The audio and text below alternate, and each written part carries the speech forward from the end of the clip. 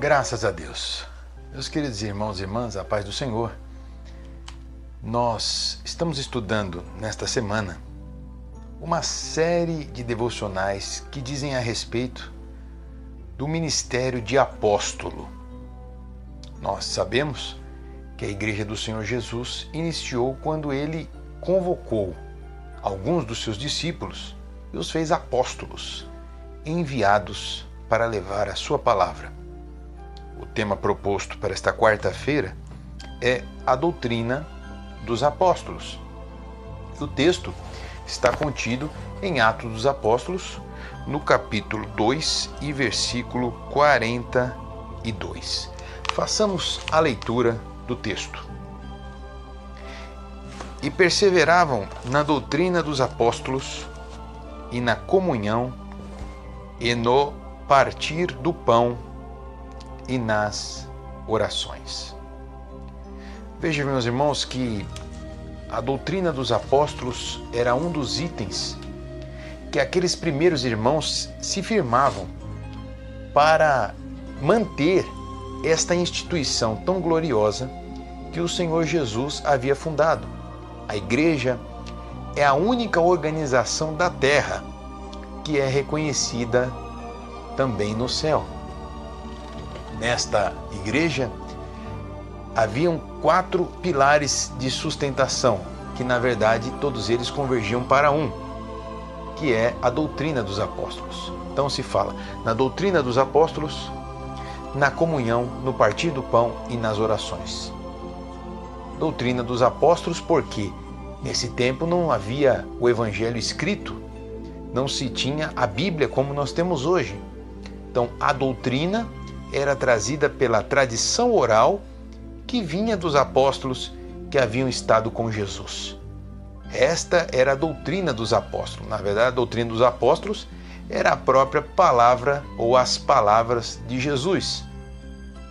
Pois bem, nesta doutrina também continham-se a explicação e a ordenança acerca da comunhão, que a igreja deveria se reunir num só lugar, um só povo, num só lugar. É o povo do Senhor, reunido em nome do Senhor, para prestar um culto ao Senhor.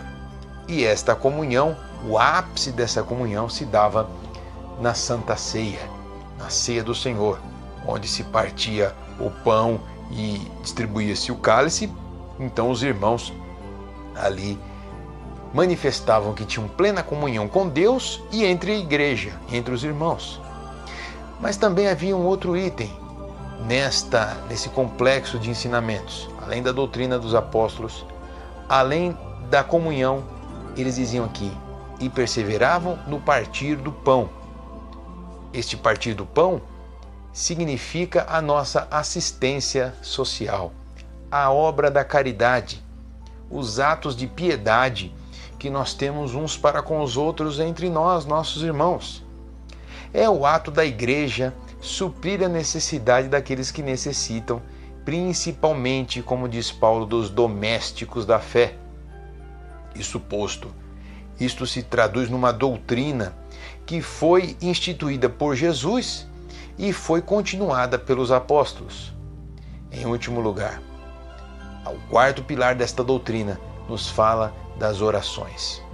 Para uma análise mais extensa, depois em 1 Timóteo, no capítulo 2, Paulo fala das diversas formas de oração. Mas aqui, ele simplesmente queria dizer que estas orações eram feitas unanimemente, entre eles, no mesmo lugar, no mesmo momento. Eles tinham o hábito de orar juntos, eles tinham hora para orar publicamente. Os de fora viam este momento, inclusive o dia de Pentecoste, ele foi fruto também de momentos de oração, como este. Esta instituição, que a igreja deveria se reunir para orar, ela vem desde lá da igreja primitiva, com a doutrina dos apóstolos, até os nossos dias.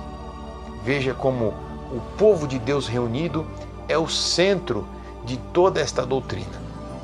Agora, importante é dizer que a doutrina dos apóstolos não constitui uma tradição inesgotável que passou-se de um para o outro até os nossos dias. Não, ela se esgotou naquilo que está contido na palavra de Deus.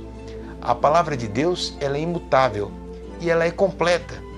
Não necessitamos agora completá-la ou ressignificá-la, muito menos atualizá-la. A palavra do Senhor, ela é eterna e ela é válida para os nossos dias.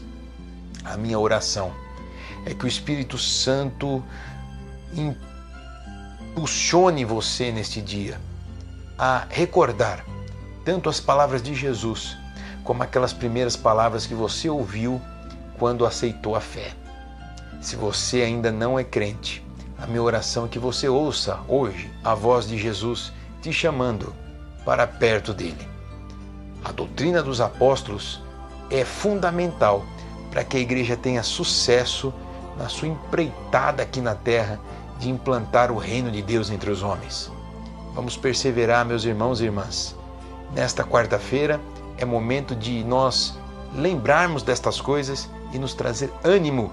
Jesus Cristo está voltando e Ele vem buscar uma igreja unida, coesa, uma igreja que se mantém em comunhão, uma igreja que ora, uma igreja que se ajuda mutuamente, mas uma igreja que permanece na doutrina do Espírito Santo que nos foi entregue através da palavra do Senhor. Deus abençoe a você neste dia.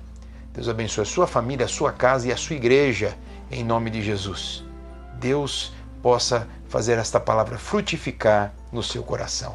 Amém.